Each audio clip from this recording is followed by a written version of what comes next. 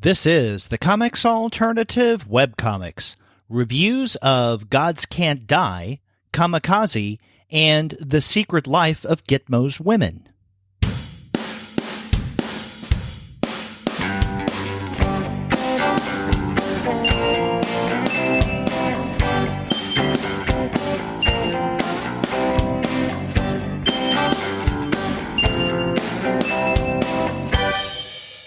Hello and welcome to another episode of the Comics Alternative Webcomics. I'm Derek.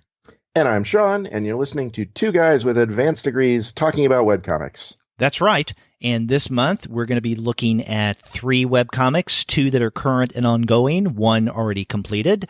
We're going to begin with Z. Akhmatova's Gods Can't Die. After that, we're going to look at Alan Tupper, Carrie Tupper, and Havana Nguyen's Kamikaze. And then we're going to wrap up with an already completed webcomic, Sarah Mirk and Lucy Bellwood's Secret Life of Gitmo's Women.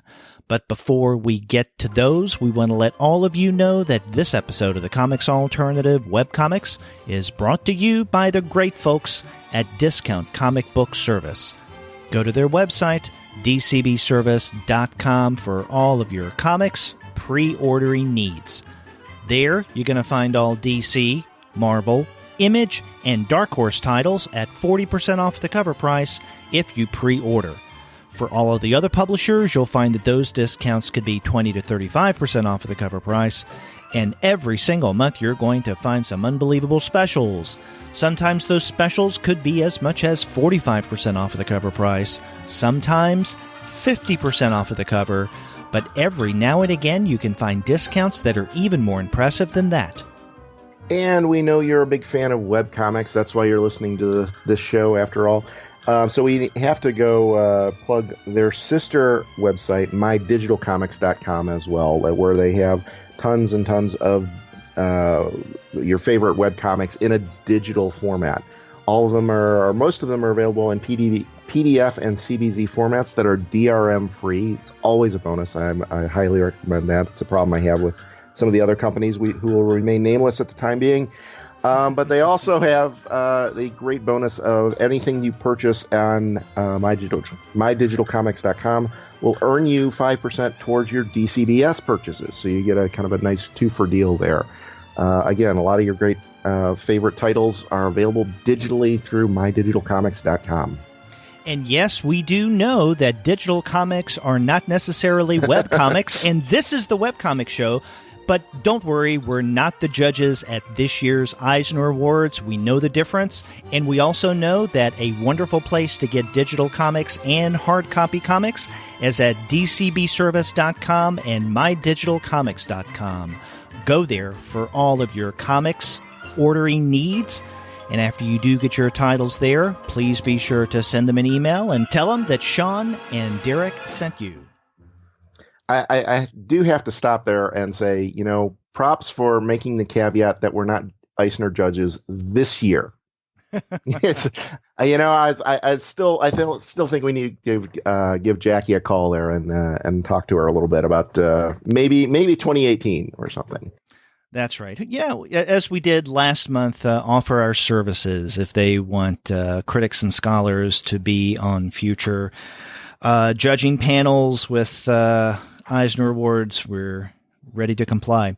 Absolutely. And for those who may not have listened to last month's episode, Sean and I used the June webcomic show to look at the webcomics nominees for this year's Eisner Award. And we did not limit our discussion to those comics that were listed in the webcomics category, because not everything listed in the webcomics category was a webcomic, but there were a few that were listed in the digital comics category that were indeed webcomics and even had the word webcomics on their site. Yeah, a little bit of confusion there, I think.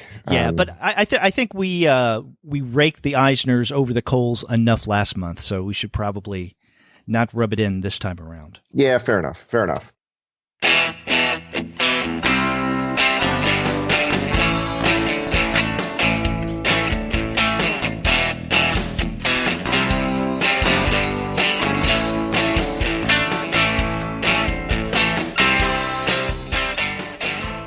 Well, why don't we, as last month I think it made sense because we were talking about the Eisner comics, but we got new comics to talk about this month, so why don't we get to those? That's right, and we're going to begin with Gods Can't Die. This is a relatively new webcomic by Akhmatova, and I guess that's how you pronounce the last name. It is Akhmetova,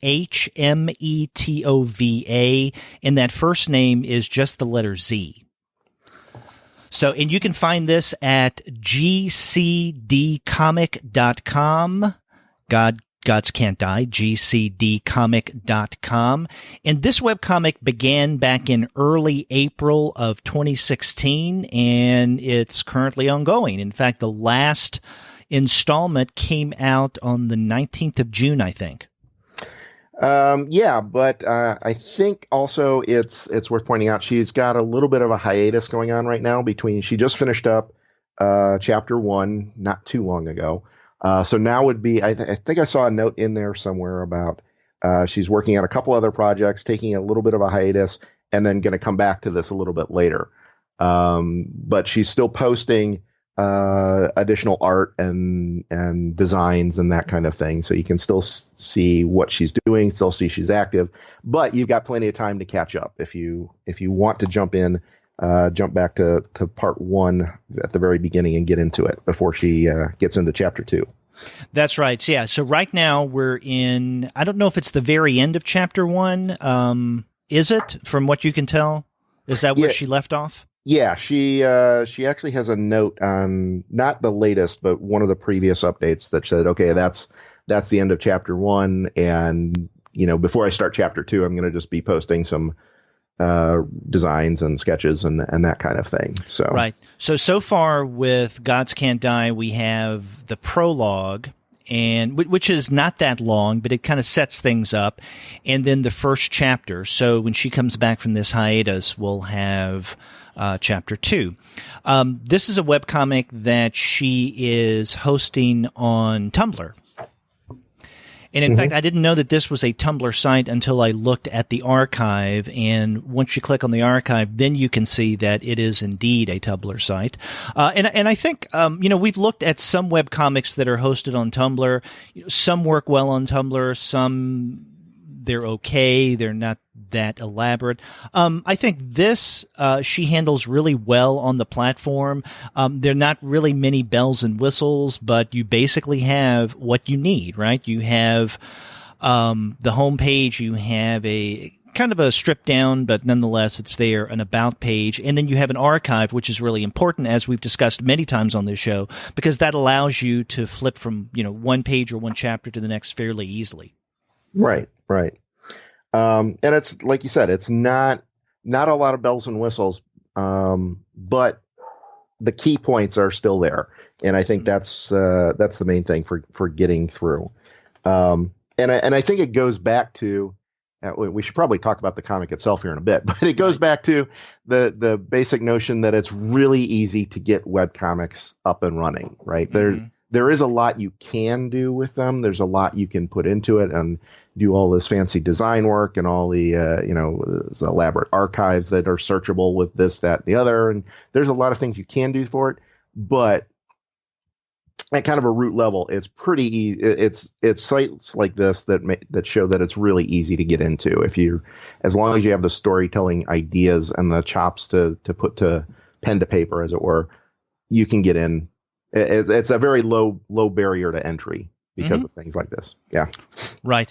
Now, you were talking about the story. Now we're a prologue in the first chapter in, so we don't have much story to begin playing with here. So how would you lay out the premise of Gods Can't Die?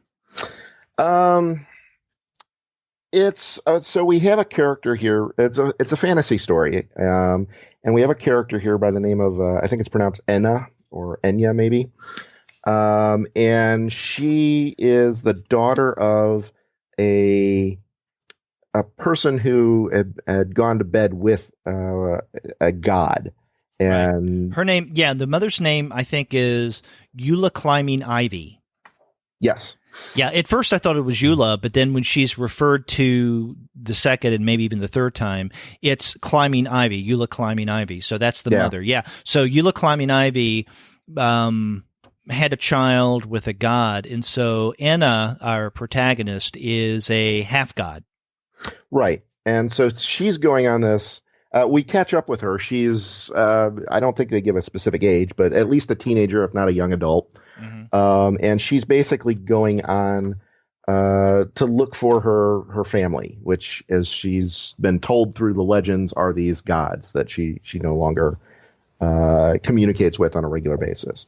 So that's the basis of this story, is her, Anna, going on this quest to try and find primarily her father, I think, is the intent. But she doesn't know exactly where he is, and she's running into various other people as she's going along her journey, and they have, because he is a god, they have their own opinions about about who this god is and why he should be either left alone or searched of or what have you. Right. Now, you said that she's running into other people. Actually, she's running into other gods. And sure. Because at the very beginning of the story, and the prologue's a little different, because from what I can understand, basically with the prologue, you have what in essence is kind of like a flash forward. You see that Anna is being carried up like this mountain by is it Sky God? Is that the name of the god? I'm not entirely sure, but it's a god that it's like wind with a mask to it. But then once we get into the first, and then we get a little backstory about Anna and her mother. But then within the first chapter, Anna is on this journey that you had mentioned, and one of the first characters that she runs into is Enri, who is the god of beasts. And basically, Anna asks Enri to help her on her quest. And so she gets up on Enri's shoulders as he starts to ascend this mountain.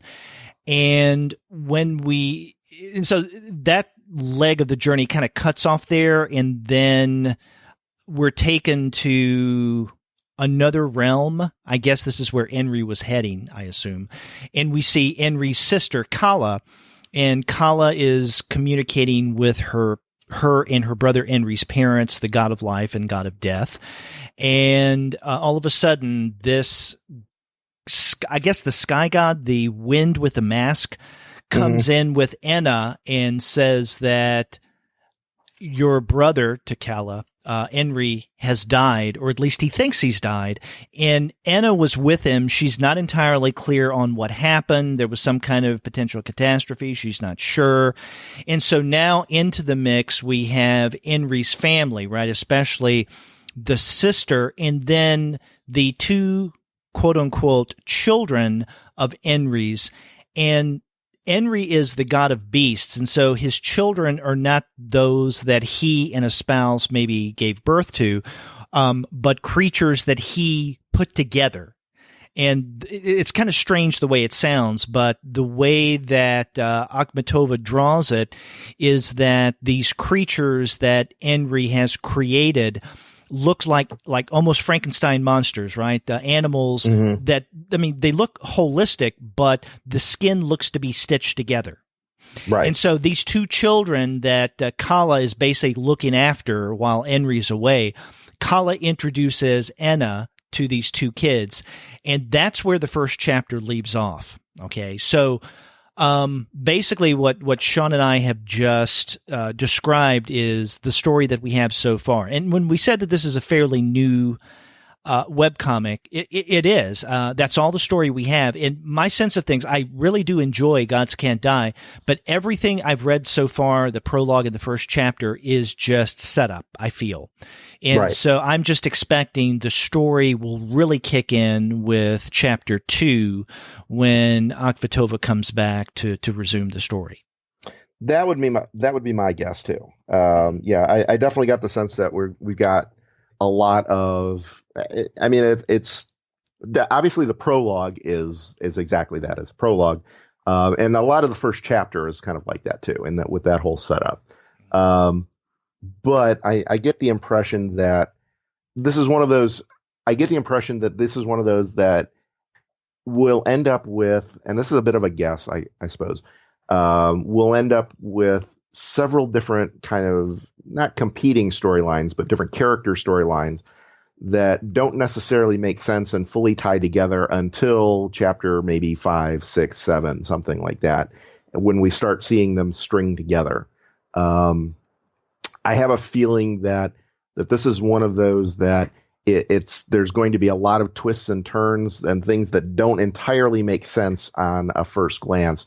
But as you get deeper into the story, the more things will connect together, and kind of the future installments will therefore inform the earlier ones. Mm-hmm. I think there's a lot of interesting potential there, and I think there's it's a very good setup, I think, and I think there's a lot of potential to get some interesting storytelling elements going because of all that.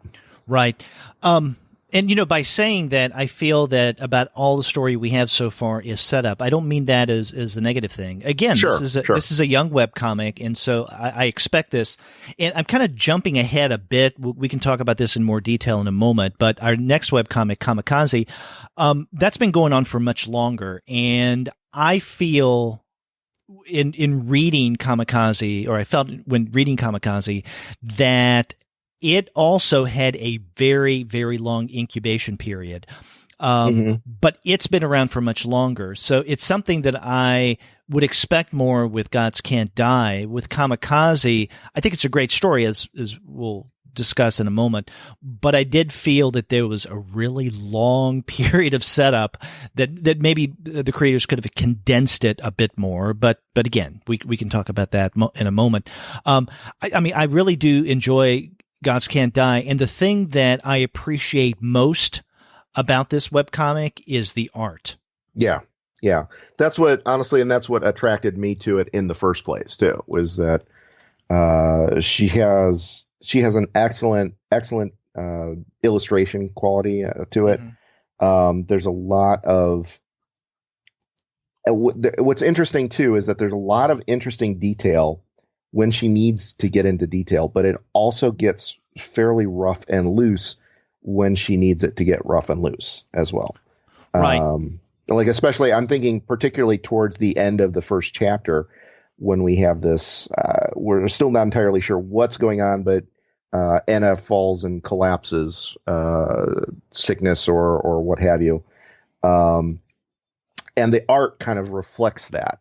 Mm-hmm. It gets a little fuzzier, a little harder to read. And I think there's an interesting, I think because it's so detailed earlier on, it makes for a very stark contrast into the character herself. And you're getting that impression of, wait, things are really breaking down here.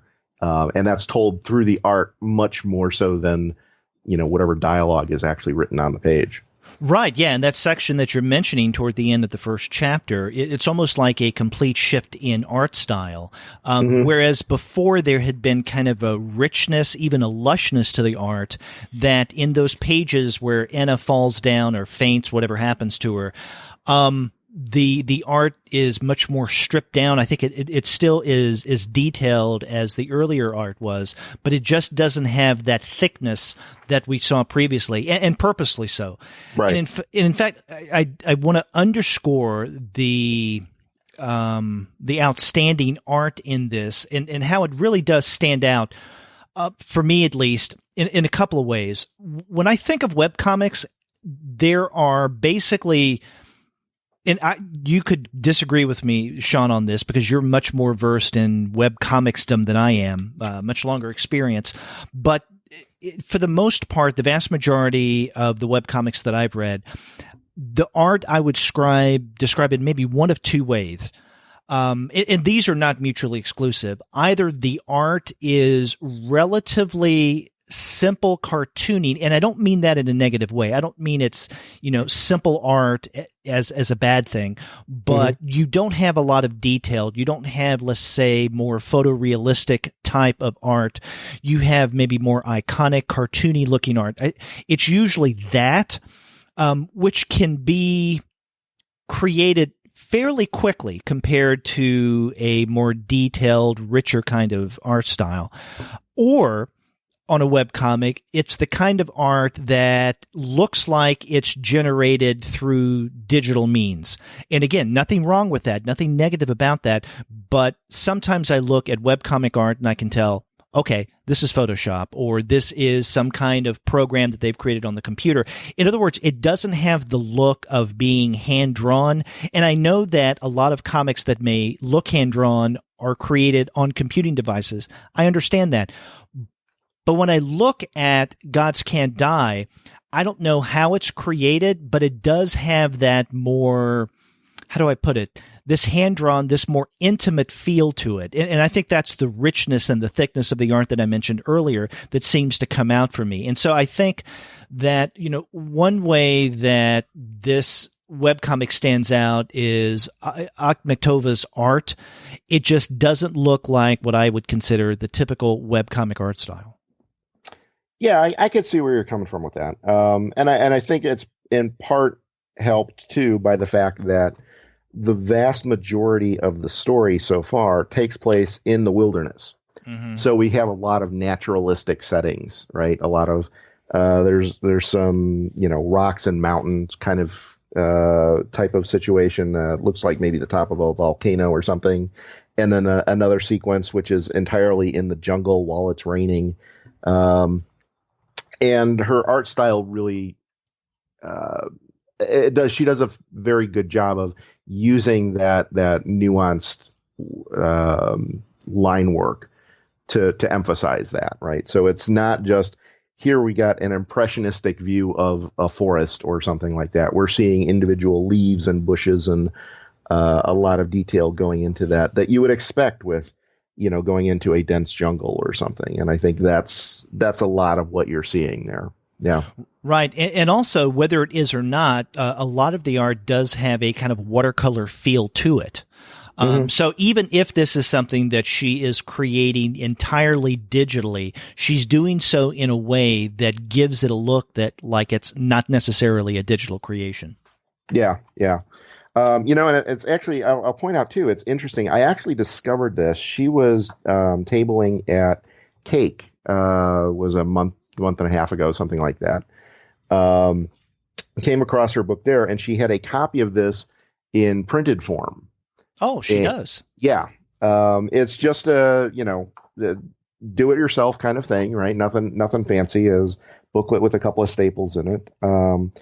And it highlights, I think, the exact that nature that you're talking about, that kind of more hands-on, more analog kind of feel to it. I don't know if that's, I didn't talk to her long enough to get a sense of how she's developing the comic from a practical perspective, how, if she's actually using a Cintiq or something like that, or if she's actually got pen to paper.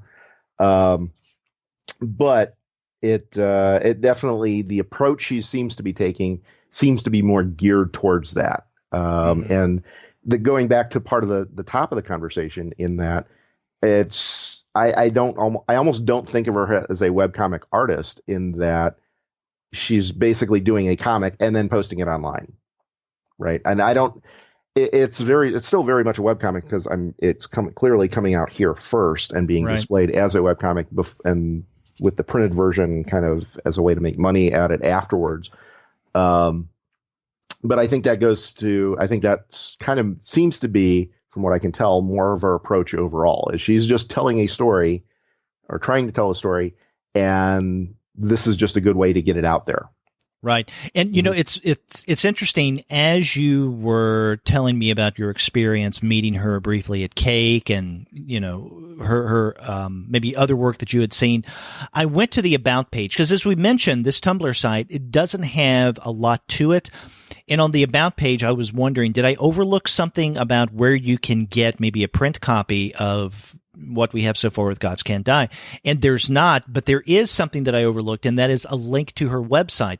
And I clicked on the website, and this is, if you want to check her website, it's azakhm.com, and there you can find a link to her illustration work, some of the short comics and zines, and also her a link to Gods Can't Die. But I looked at the link, you know, short comics and zines, and my God, I'm even more impressed as I click through and look at some of the sample art of the comics that she has from the various comics that I'm assuming she self-published. I mean, this is just fabulous work. I mean, before I looked at this, you know, I was saying how much I enjoyed the art of Gods Can't Die. I'm gonna say this other art that I see, I like even better. But I mean, I still love the art with Gods Can't Die, but this makes me want to investigate her even more. Yeah, I was pleasantly surprised. The only two pieces I recall her actually having at Cake were she had the print copy of Gods Can't Die, and one of the other comics that she has listed on the site is Songs About the Devil. Which is just a one color piece of illustrating lyrics to actual songs, which is very well done, very illustrative. Again, a lot of the same qualities that we're talking about with Gods Can't Die. But I didn't see a lot of the other stuff, which I think gets into some of the she didn't have print copies, at least when I talked to her, of a lot of this other stuff. Which I think is, I agree with you, is in a lot of cases even more gorgeous in many cases. Yeah. So yeah, this is a creator we highly recommend that you check out. Akhmatova. Definitely look at her webcomic on Tumblr, Gods Can't Die, but also go to her website, which you can find through the Gods Can't Die website, which again is gcdcomic.com, and check out her other art. Yeah, I'd love to look into more of her work. Yeah, absolutely. I think she's got a lot to bring to the table, and I think there's a lot of people will get out of it.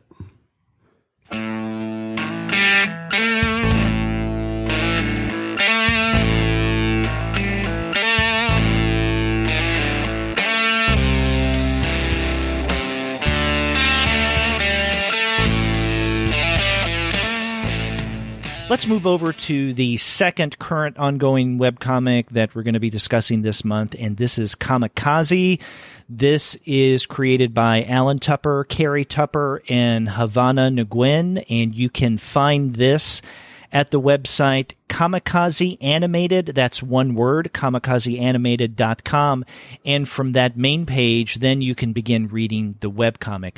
Now, the way that they describe this is that this is both a webcomic and a work of animation, but from what I can gather, it's a work of animation that has not yet found an outlet yet. Is that correct? Yeah, they have something on the site that actually lists it as an animated series concept. Okay. So I think that's something that, so they've got maybe, they've got character sketches, they've got design work, they've probably got the story, maybe even storyboarded out specifically for animation, but I haven't seen any and couldn't find any actual animated sequences for this anywhere. Yeah, and just to give you a sense of what Kamikaze is about, I think how they describe it on the About page really sums it up nicely, so I'll read that. It says, in a post-apocalyptic future, feudal corporate houses hoard food and basic resources. A young free-running courier intent on escaping her city is unwittingly thrown into a life-or-death game of corporate sabotage from which she might never escape. Troubled 19-year-old Markesha Nin is a courier who uses her incredible free-running skills to put food on the table for herself and her blind father, Toshi. When Markesha unwittingly delivers a bomb to the bloodthirsty head of a vicious local gang, she becomes a target marked for reprisal. Coerced into accepting protection and employment from the head of a rogue espionage and sabotage unit, Markesha is thrown into the cutthroat arena of corporate spying and begins to find her place in the world. And that's the setup, and that's basically what we have so far. Yeah. But that said, there's a lot of character development, I think, going on here, because it's clearly these kind of like you were saying earlier. There's a lot of, even though the series have been running, I think since I want to say 2013, if I recall correctly. I think the first. Well, I looked at the first page and it had a date of July 25th, 2014. 2014. Okay. Mm-hmm. But it's been around a few years at least. Mm-hmm. But we still aren't. We're still pretty early on in the process, I think, right, in the overall story, because what we've got is we're introduced to Markesha and her father and some of the other secondary characters. And as you read through, she's this courier. She inadvertently delivers a bomb, but that sequence alone took pretty much an entire chapter, I think, if I recall correctly. And then there's, okay, who was the bomb for? Why was that relevant? And the people trying to I don't know if revenge or justice or whatever, I get back at her, try to find her out. But then there's some level of intrigue with this guy who seems to be running kind of a covert ops operation as well, and is trying to recruit her, even though he knows she's the one who delivered this bomb. And there's a lot of interesting things going on there. But it didn't, I don't know, it was an interesting thing. It's like we said, it's been a while that this comic's been running, but we haven't gotten too far into the story. But at the same time, in reading through it in a large bulk, I didn't get the sense that we're just kind of dragging our feet on stuff either. I don't know if that was the case with you. No, it wasn't. Now, remember earlier when we were discussing Gods Can't Die, I said that, what we have of Gods Can't Die seemed like setup. And I got that similar feeling with Kamikaze, even though Kamikaze has been going on for a lot longer. And I don't mean to suggest in saying that there's really nothing going on. It's just all set up, and I wish they'd get a lot quicker. I said, maybe condense in terms of the action things a bit. However, one of the things that the creators do in Kamikaze, in this kind of long setup, if we can call it that, is they use this opportunity for exactly what you were describing, and that is character development. I mean, obviously, there is the figure of Markesha, who is our protagonist, along with her father. I mean, we do know a lot about not only her, but also the father. But there are other characters who are very important, who weren't even mentioned in that about description that I read earlier. The most significant character who was not mentioned is someone by the name of Orson Styles, and he is someone who works with the Razors gang, and he's kind of like an operations expert, right? He's someone who knows what he's doing. He's very effective. He's very efficient, but he's also very ruthless in his own way, and he knows a good runner when he sees one. And one of the things he does is he finds young people who have the ability and the skill to run and evade authorities. In other words, to get messages and products and just whatever from one place to another, from one individual or group to another. And he, by chance, sees Markesha when Markesha is delivering unwittingly this bomb. He recognizes her as someone who has the potential to be a prime runner for him. And so he chases literally her down in order to tell her, I'm not after you. I'm not here to get retribution. In fact, I'm here to help you, because if you work for me, then I can protect you from the Razors, who will want retribution of you delivering, albeit unwittingly, a bomb that tried to blow up the leader of the Razors. Yeah, and you know what? I want to point out too. That's one of the interesting things that they do with the comic is even though there's this a strong focus on this character development, that there's like this whole bomb going off thing and the chase that happens. There's a lot of action going on too. It's not like it's not like a bunch of talking heads throughout the whole series, right? It's this bomb goes off and Orson and a group of security guards immediately go after Markesha, and there's this, a chase scene throughout the city, up and down alleyways and across rooftops and, all that kind of stuff. Guns blazing, people getting shot and killed. So there's a lot of stuff going on, a lot of action. It's not a boring story, even though we're talking about a lot of character development stuff.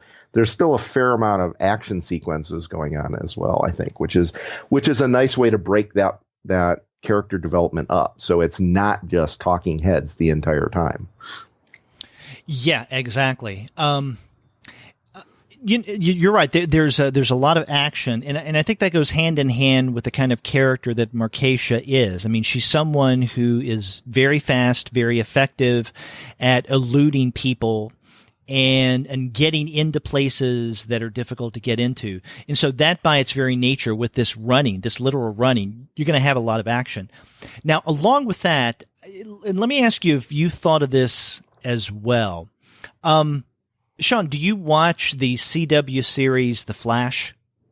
Not I've seen it a few times. I don't watch it regularly, though. Okay. Yeah, I don't watch it regularly. I haven't even finished the first season yet. I'm kind of a latecomer to it. But I have to tell you, in reading Kamikaze, I couldn't help but think of The Flash, the TV show. Not the comic that it's based on.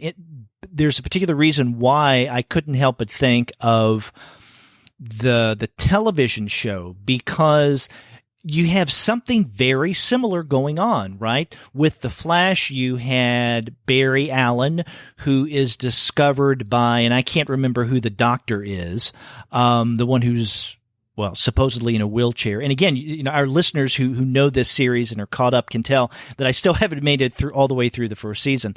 And so Barry works with him, and this doctor also has a couple of people in his lab that work for him that help to monitor Barry to make sure that he's able to do what he needs to do. And in essence, isn't that what we have going on in Kamikaze? Yeah, now that, it's not something that I thought of, but I can definitely see the parallels now that you mention it. But the weird thing is you can't say that the creators of Kamikaze took inspiration from The Flash, as far as I know, because the Flash television series began in October of 2014, and this began, I think, in July of 2014, Kamikaze. Yeah. Well, it's an interesting coincidence. It's an interesting coincidence, but I don't think it's I think it's nothing more than the same kind of coincidence you would have in, I'm trying to think of another good example. The movie Steam Boy. I don't know if you've seen that or not. It came out, I want to say about 10 years ago at this point. Maybe 20, actually. I have not. Okay. But anyway, it's a steampunk story. Orphan kid finds he's super talented in building these contraptions and whatever, but there's a evil government who's trying to imprison everybody and rule all over. He gets some help from an old wise man who is able to get him to the giant death machine that's literally rolling over the city, and he eventually destroys the machine, saves the city. Everybody's all good and whatever. It's a very good story, very well animated, out of Japan. Very steampunk aesthetic to the whole thing when right at the height of that popularity when that was coming through. And I sat down and watched it. I thought, this is a darn fine movie, but this is an exact ripoff of Star Wars. And it's the same, they even had, like, instead of a Death Star, it was a Death Roller or something like that. And there's this orphan kid, and the evil bad guy who was controlling the Death Roller thing had a robotic arm even. There's a lot of parallels between the two. And I was like, he just ripped off George Lucas. And then as I sat back and thought about it, I was like, no, he didn't rip off George Lucas. He ripped off, oh Christ, I can't think of the guy's name now. Hero with a Thousand Faces, Joseph Campbell. Right.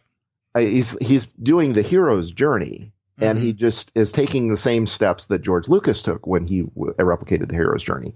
And I think this is the similar kind of situation where they're taking the same ideas and applying them in slightly different ways. Because if you think about it, this is not all that removed then from maybe some, not all, but some Batman stories or some, I'm trying to think of a good science fiction movie parallel. I see what you're saying. I'm not even talking about the broad brushstrokes. I'm talking about the fine lines. I mean, a character who runs fast and a professional expert who monitors the person who runs fast, and the two lab technicians who help the professional help the guy run fast. So, I mean, it is really interesting how the Flash TV series on CW seems to have a lot in common, down to the detail. Again, not the broader picture thing. I understand what you're saying about the Joseph Campbell, the hero journey and all of that.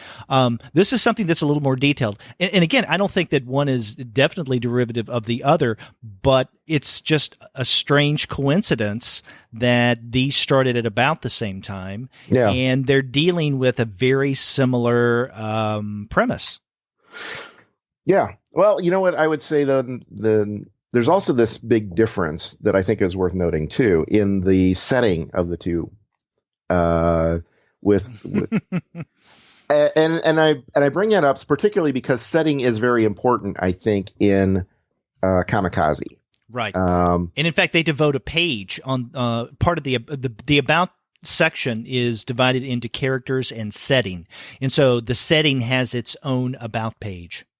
Yeah, and what's interesting is there's a lot. I don't know that we need to go through and read all of it here, but it's interesting. What struck me as interesting is there's a lot in there that they've clearly put in as a backstory on here's where the society, here's where the planet, here's where the culture is, and why.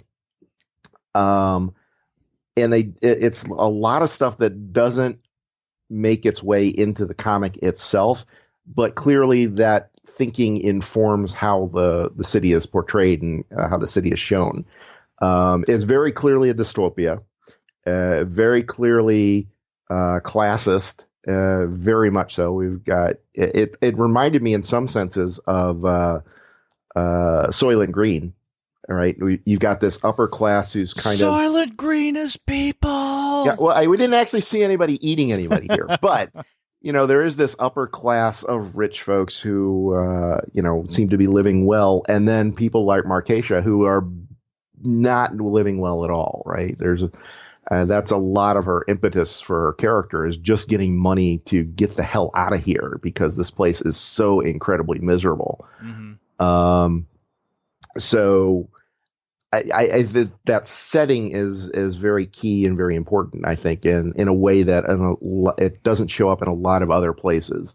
Particularly I think there's a lot of places that use a dystopia as just to show, hey, this really sucks to live in the Blade Runner universe, or this really sucks to live in, a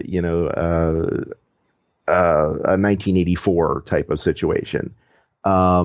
But I think with what they do in Kamikaze is it's a driving force for Markesha is that setting. And here's why it's miserable. And here's why she needs to do what she does to get the hell out of here. Exactly. And, I think you mentioned the detail behind the setting, and if it is alluded to in the webcomic, it is maybe mentioned in passing. So when I was reading this, I got a sense that there was a much thicker story world going on than I'm seeing here in the webcomic. And then you look at the about pages, both character and especially setting, you can see that the creators here have really done a lot of world building. I mean, just looking at the setting page here, it tells us that this is taking place on Earth in the year 2235. You mentioned the dystopic feel of things. things take place in the corporate city-state of Trinity, but there's an inner Trinity, there's an outer Trinity, and there is the Outlands, and there are references made in one form or another to these different parts of the world of Trinity, but they're never really explained. But you can see that the creators, Tupper, and Nguyen, have put a lot of thought into this, and this is another one of those indications that, they have a concept for a much bigger, maybe long-running animated series, right? So if they get someone who's interested in doing this animation, then they can hit the ground running because they already have a good chunk of the story world created.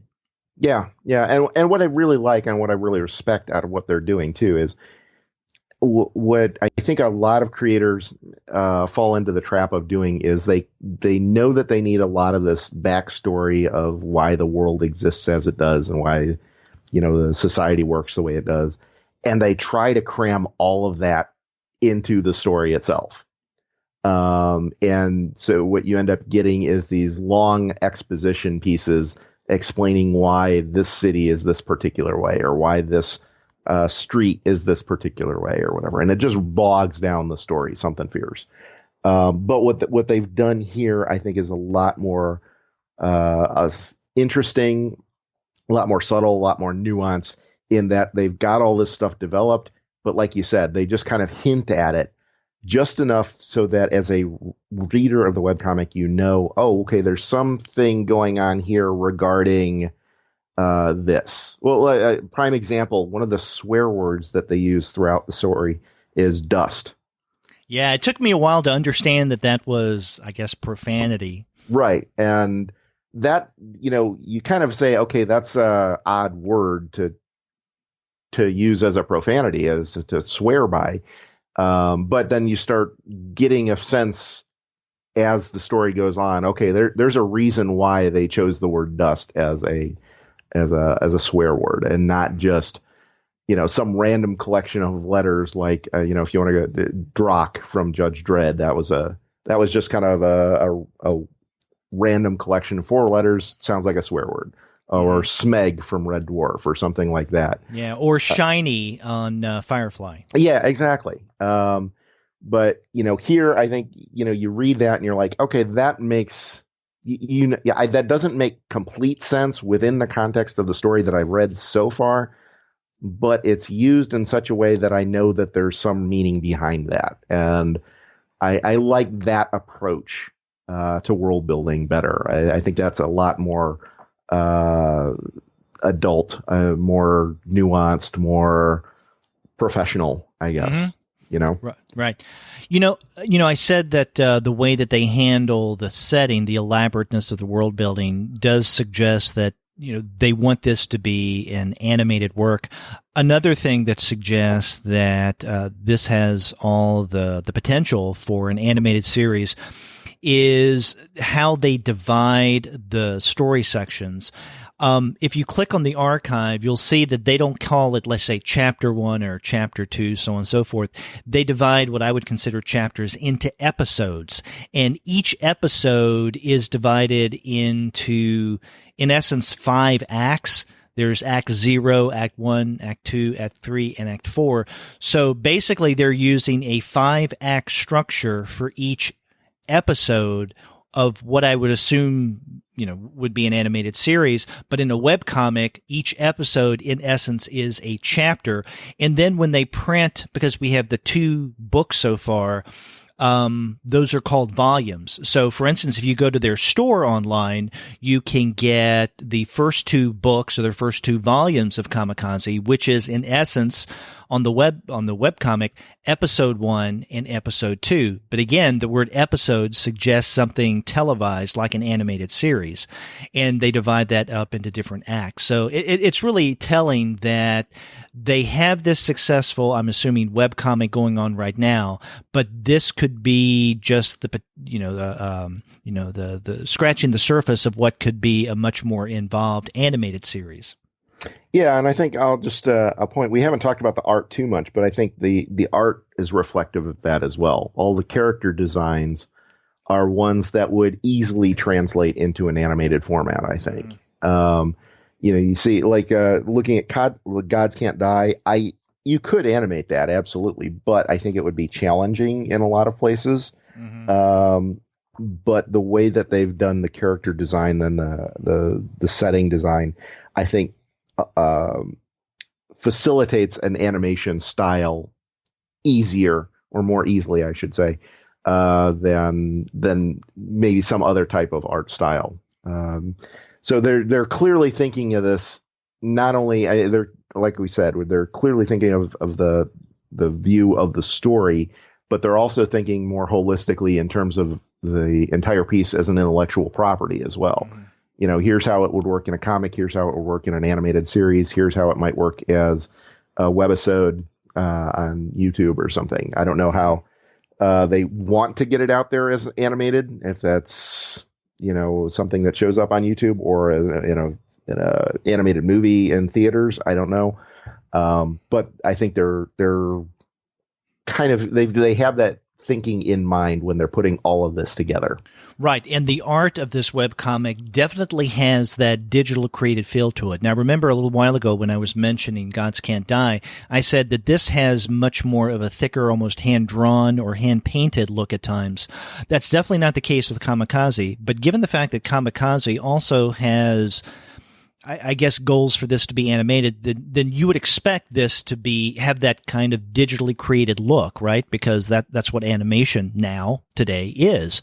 And so I can see that if they do make the transition from webcomic to animation, that visually the translation or transition, if you want to look at it that way, from one to the other will be almost seamless.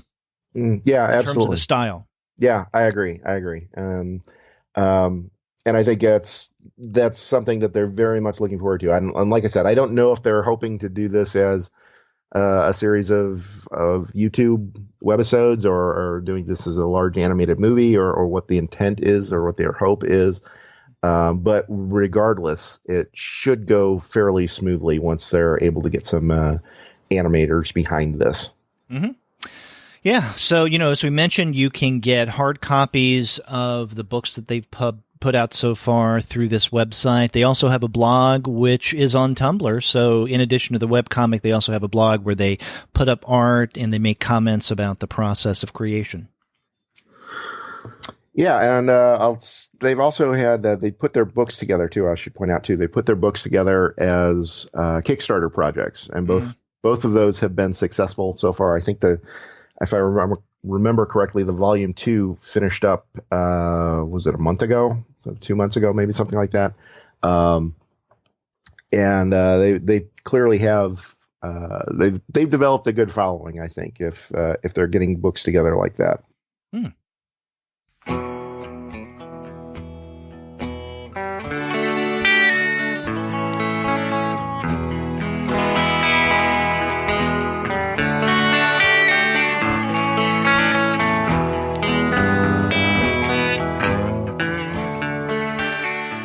Well, Sean, you want to move on to the final webcomic that we're going to be discussing this month, and that is Secret Life of Gitmo's Women? Yeah. This one's I'll take this one. This one's a little harder to get to, I think, in terms of a URL. This one is actually hosted by Narratively, which is kind of a corporate website. They're trying to tell a bunch of different narrative stories, hence the name. And it's like an online magazine, right? Yeah, basically. And you can find the Secret Lives of Gitmo's Women at narrative, narratively.ly/the-secret-life-of-Gitmo's-women. So narratively / the Secret Life of Gitmo's Women with hyphens between everything. Or narrative.ly/ or, a much easier way is just to go to Google, put in Secret Life of Gitmo's Women, and you'll find it. That'll work too. Yeah. So in the Secret Life of Gitmo's Women, now I don't know if this was published all in one fell swoop on one particular date, but you can see it all on one page. And it's one of those where you scroll down to read the entire webcomic. And this webcomic, The Secret Life of Gitmo's Women, is basically made up of two stories. The first story is titled Laura, which deals with a woman named Laura, one of the women who worked at Gitmo. And then the other story, Melanie, deals with another woman's life who had worked at Gitmo at the time. Now, did you discover this, or did you read this when it was first published?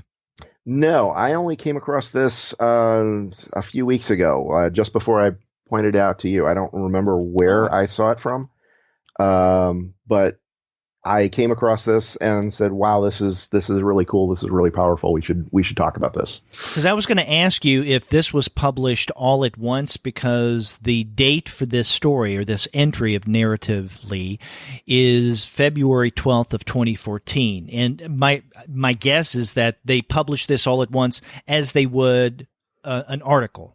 Right. That would be my guess. Yeah. It's and in many ways, it's like a webcomic article.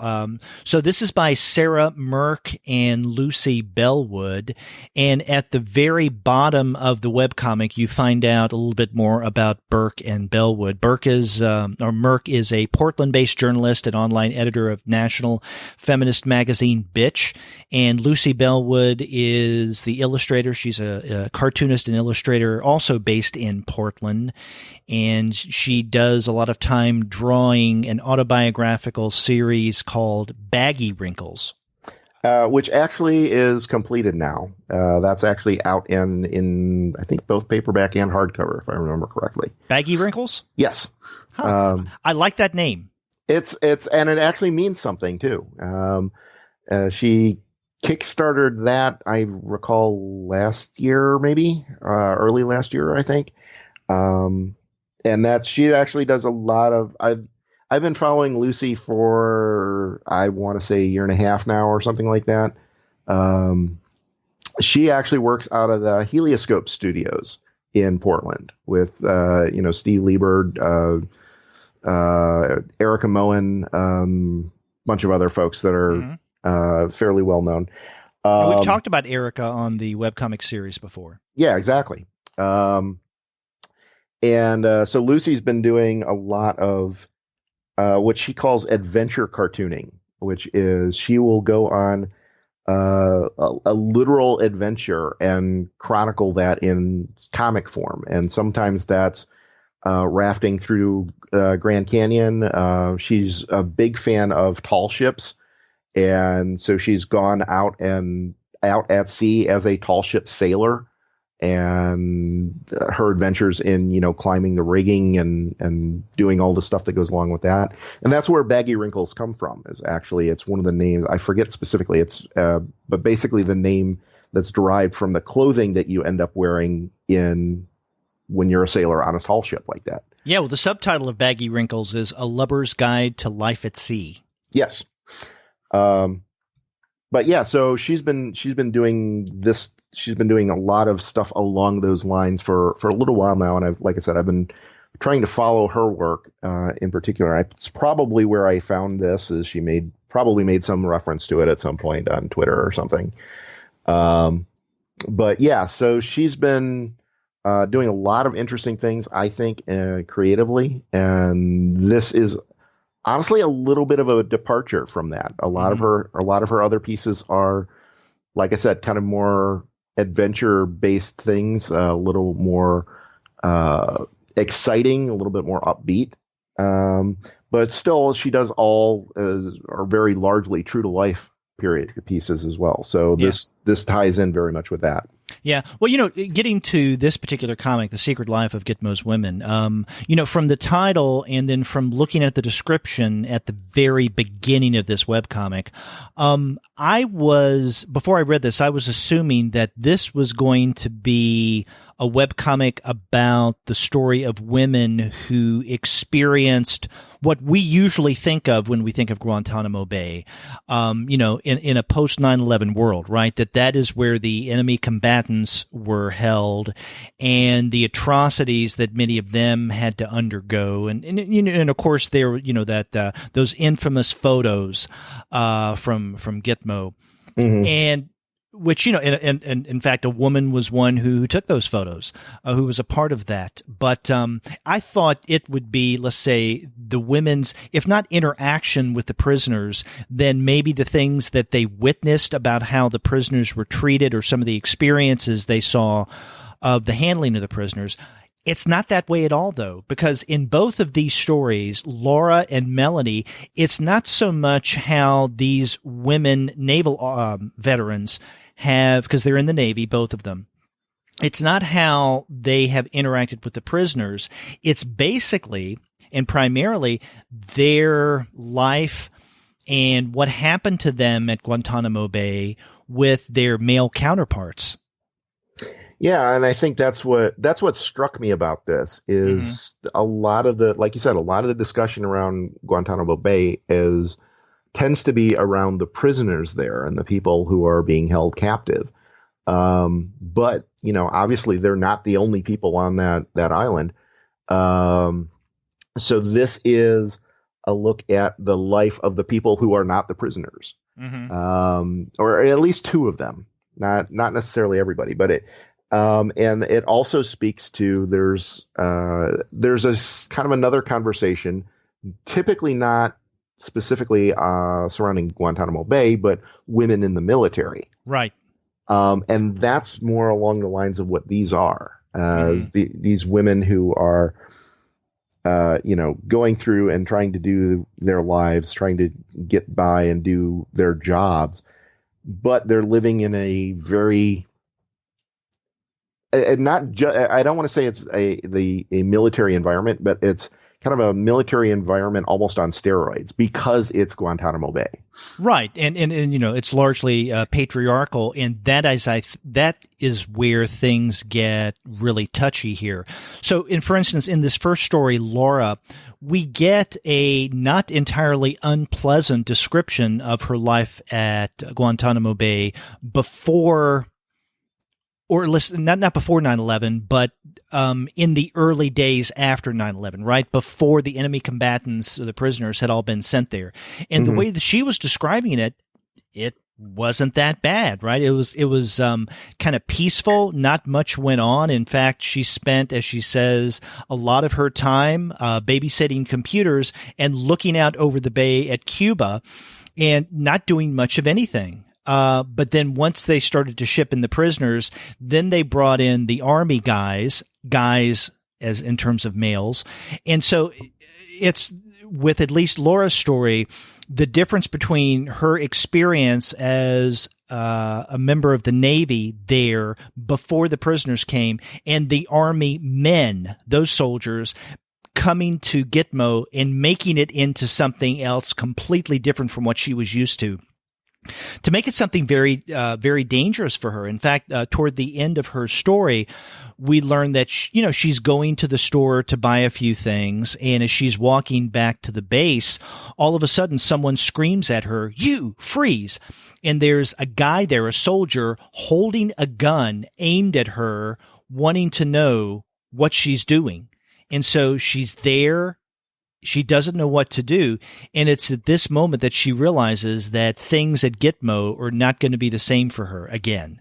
And of course, she also tells us at about the same time, she's getting over a bad marriage. She really hates men at this time. And all of, the men soldiers coming in to transform Gitmo doesn't really help matters. And so the last panel, Laura says, that's a terrible feeling. Basically, she's talking about being stuck on an island where there are a lot of things that could happen. And she says, that's a terrible feeling. That's how her story ends. And so it does end on kind of a, not so much a sour, but kind of a dire note. Yeah. And what's interesting too, and then with Melanie's story, she gets in and is apparently is the time that doesn't expressly detail the timing very much here, but it sounds like she was actually in basic training during 9/11. Right, because they didn't have access to the news in the way that we did. Right, and so but then Gitmo is then essentially her first assignment, or what seems to be her first assignment. But again, it's like at the very early days of Gitmo being this detaining facility. And so she didn't really see, unlike Laura, she didn't really have that view of before, but she can see very quickly how bad it is for several reasons. And it ends on even a worse note, I think, in that she's not just disappointed. She's not just frustrated.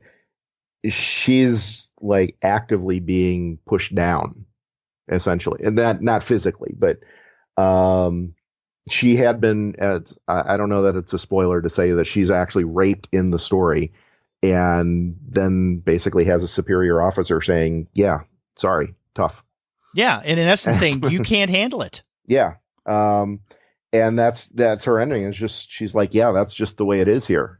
That's how you get by is, and I think both of those stories together showed that it's just, for as bad as it is, and the stereotypically bad as we think it to be for the prisoners, it's just as bad, if not worse, in a lot of respects for the women who are there, the women who are there as soldiers, right? And the people who volunteered to, support the United States military and to serve the country. And, for whatever reasons that they signed up for in the first place, they're in this situation that they're treated. I think at one point she flat out says they're treated worse than the prisoners in a lot of cases. And I tell you what, after reading these two women's stories, Laura's and Melanie's, the two that make up The Secret Life of Gitmo's Women, I could not help but think of that famous line of Walt Kelly's Pogo, "We have met the enemy and he is us." Because the enemy on Gitmo is not the enemy combatants, right? It's not the people who are detained there that cause the problems for these two women. It's the army, or it's the military that they're a part of. It's the men in particular. And so, we have met the enemy and he is us. That seems to be, for me at least, the overriding message here of The Secret Life of Gitmo's Women. Yeah. Yeah. And I think this is what's telling as well is that, particularly with Melanie's story, is that the approach seems to be not dissimilar to what we see in a lot of other headline cases that we see in the news. Not necessarily the military, but with regard to, say, cops killing black people indiscriminately and getting away with it, and that kind of thing. In that they're basically being told, the victim is basically being told, that's just the way it is, get on with it. And then when somebody does say, hey, this is a problem, then they say, well, it's just this one instance, and that's not a thing. And we kind of have that feeling here, right? As well, this is just one woman's story, and this isn't really a big deal. This is just you, It's the Melanie in the bit where she said she's raped, or where she's talking about being raped. It's the sequence is that she's at a bar. Somebody slips something into her drink. She doesn't remember anything afterwards, but the immediate thing that she's told afterwards is that she wanted that to happen. Right. And there's this sense of, this victim shaming, this, it's not a complete problem across the board. It's just this isolated incident. And do we even really trust you anyway, kind of thing. And I think it's, like I said, it speaks to the same type of stories that we're seeing in headlines across the nation. Hey, the Dakota Access Pipeline, well, it's just going to leak. If it leaks, we'll just fix it. That's not a big deal. Oh, hey, this 12-year-old, well, he didn't comply when the cops told him to throw down the gun and shot him half a second before anyway. That we're seeing this kind of thing over and over again. And I think there's a reaction to say, from a lot of people who want to ignore this, there's a reaction to say, well, that's just maybe a one-off incident. Well, that just happened once. The fact that we have two stories very similar here, very different stories, but very similar in tone and approach, I think start to knock that down a little bit. I would love to see a whole series of these from, say, every woman who served in Gitmo. Right. And in fact, that's why, I was a little surprised when I got to the end of this webcomic, in that I was assuming there'd be more than just two stories. But you're right. They could easily go on easily. I'm not the one doing this, right? So it's easy for me to say. But, for a project like this, one could envision, putting a variety more than just two stories together like this that do kind of paint a broader tapestry of what it's like for women in the military in general, but particularly at this location, because it's a unique situation. And one of the things that comes through both Laura's and Melanie's stories is that, given the context of where they are and what they're going through or what they're preparing for, that the emotion, the intensity, at least with the men, there seems to be this need for a release that comes out in very unpleasant ways, where Laura, and especially in Melody's stories, become the victim of this need, so to speak, to release because of everything that's going on at Gitmo. Yeah. And I think the problem is, or the challenge is, in detailing these stories, is that and they kind of allude to it a little bit here, that it's very problematic for women to come forward because of exactly the response that they're being shown to be given in these stories. And in fact, Melanie flat out says that's not her real name, that they're using a pseudonym because she's afraid of what the repercussions might be if there ever got out that she was the one who was talking about this stuff. They're kind of cowed into silence in a lot of cases. And I suspect that precisely is the reason why we only have two stories and we don't have, 2 or 3 or 4 dozen. Yeah, it could be. Now, both Laura and Melanie's stories are written from interviews that Sarah Mirk conducted.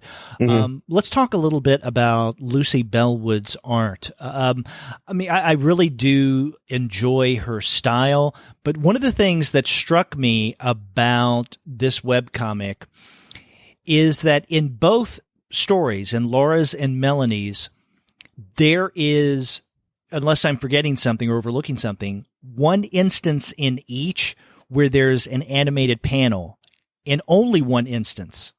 For instance, in Laura's story, it is, and I don't know what page this is, but it's, I don't know, within the first 5 or so. And she's recalling what it was like before the army got there and started preparing things for the prisoners. She was, in one panel, she says that she tried snorkeling, but then in the next panel, she said, but once they started flying detainees in, we couldn't be in the water. And in that panel, but once they started flying detainees in, there is that animation that I referred to. So we see her and a fellow soldier in the water, just resurfacing from having snorkeled, and the water around them is all wavy because a helicopter is flying low over the water. Right. But that's the only instance of animation. And there is only one panel of animation in Melanie's story. And this is, I think, on the 3rd or 4th page, when she was telling us when she got to Gitmo, she says, I was expecting to see monkeys, but I was stuck with iguanas. And in that panel, the iguanas move their eyes and one moves its mouth. Right. But those are the only 2 instances, one panel in each story, that we have the animation. And I'm curious what you thought of that.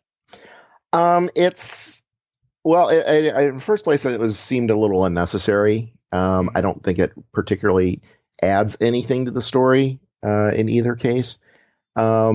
And because it's only the one panel in both, it seems honestly almost a little out of place.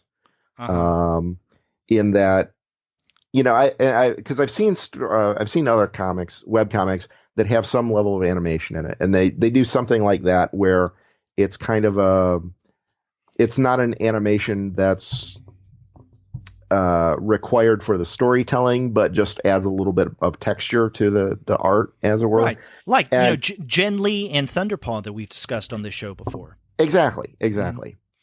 And I think there could be a lot of that kind of thing. Like, there are a couple of things. There's some scenes here with, you could just have clouds passing by in the night, or there's a scene with a bunch of guys watching a movie on a big screen, and you can maybe have a little flickering going on there, or some hints at animation. And I don't know why those two particular pieces were chosen to be animated. Particularly the iguanas seem a little off. I can kind of understand the interest in resurfacing from the water and seeing the turbulence of the water from this helicopter passing over. That it kind of makes sense, I think. The iguanas struck me, I guess, as a little questionable, and why you would add that. Yeah. I don't feel one way or the other whether it was a good or a bad thing. I just find it curious. And if nothing else, it caught my attention. It did catch my attention in both cases. I don't know if it's necessary. And I kind of wonder if I don't know if that was necessarily something that Lucy said, hey, I wonder if I could try this. And then thought, well, you know what, maybe this is a little more complicated than I thought, and I'll just leave it after doing one of each. Or if that's something that narratively came back and said, hey, could you animate a couple of these for us? And maybe that was an editorial decision to do something. And those two panels happen to be the easiest ones for her to animate, perhaps. I don't know. Yeah. Or, for that matter, maybe she turned them in as flat files and somebody else came back in and animated them after the fact. Yeah. That's entirely possible, too.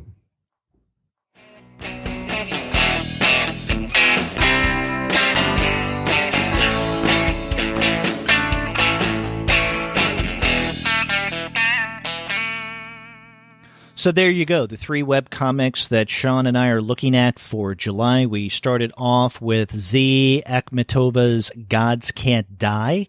After that, we looked at Kamikaze by Alan Tupper, Carrie Tupper, and Havana Nguyen. And then we wrapped up with Sarah Mirk and Lucy Bellwood's The Secret Life of Gitmo's Women. One of the things I love about this show is that we don't have bad comics on here. I don't think, anyway. Everything that we do, there's some I like more than others, obviously, but I think everything that we touch on here is good and worth reading. Yeah, and this is something that we're really diligent about with the Comics Alternative, and not just the Webcomics monthly series. I mean, that's a decision that Andy Kunka and I made at the very beginning, that if there were a comic that we thought about discussing, and then once we read it, we didn't like it, we wouldn't discuss it on the show. And our reasoning is there's so many good comics out there, and you can say this about print as well as webcomics and digital, that there's so much good stuff out there. Why should we waste time bashing something that we didn't like? There's so much that we do like, so let's devote those times for the podcast that we get together on the podcast to talk about the good stuff. And you're right. I mean, there may be some titles that we don't like as much as others, but I've told people from the very beginning, everything on the Comics Alternative we like and we would recommend. Otherwise, we wouldn't discuss it. Because I've even had creators get in touch with us and say, I don't agree with your criticism of my comic. And, they think we're bashing them, but I say, no, we're just being, I think, constructively critical. I said, we like your comic. We wouldn't be discussing this if we didn't like it. Yeah. And, whether they believe me or not is another matter. But and I think the same could be said for webcomics, right? Because, if there's a webcomic that maybe you recommend to me and I really don't like it, I feel comfortable enough in our relationship to say, Sean, I don't know, let's pick something else. And then vice versa, I would hope. Yeah. Yeah, absolutely. Although, honestly, I don't know that you've ever suggested something that I flat out didn't like at this point yet. So, apparently we both have good tastes. How about that? That's right. And if you want to find other people who have good taste, especially as it comes to prices, then you would do well to visit the website of our sponsor, Discount Comic Book Service. Go to their site, dcbservice.com. Every month you're going to find incredible deals, but you can also get great deals on digital comics there through their sister company, which is mydigitalcomics.com. So whether it's dcbservice.com or mydigitalcomics.com, you can't go wrong with those guys. And after you do get your titles there, get in touch with us and let us know what you thought about this month's webcomics episode. If you go to our website, comicsalternative.com, you'll find that you can leave us a voice message online via SpeakPipe. Or you can contact us the old-fashioned way by picking up the phone and dialing 4153-COMICS. That's 415-326-6427. And, we were talking about great suggestions for webcomics. If you want to send us one via email, which might be easier to include a URL to look for us to look at, you can email us at twoguys, TWOGUIS, at comicsalternative.com. Or you can email me directly at Sean at comicsalternative.com. Or me at Derek at comicsalternative.com. And you can find us all over social media, such as on Twitter, Facebook, Tumblr, Instagram, Google+, Goodreads, Pinterest, and YouTube. You can subscribe to the podcast through iTunes. You can stream us on Stitcher. You can also find us on TuneIn, on Spotify, on iHeartRadio, and on Google Play Music. But you can find every single one of our podcast episodes, as well as the reviews and comics-related commentary that we post on our blog, simply by going to our website, comicsalternative.com. A lot of ways for people to contact us. We try and make it easy for people. That's right. And we do like when you do reach out to us. So get in touch and let us know what you think. Until next month, I'm Derek. And I'm Sean, and we'll see you next month.